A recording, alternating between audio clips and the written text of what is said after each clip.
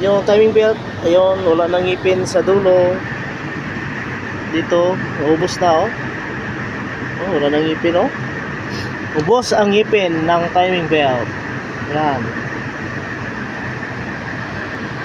Palitan na this.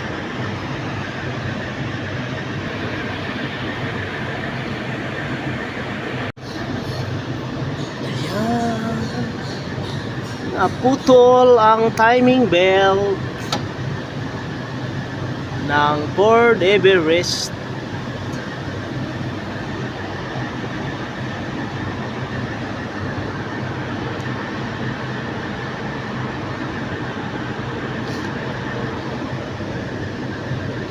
Leaking. Bag cover. Parang plastic na to eh. Yung mga washer dito, yan. Yung injector.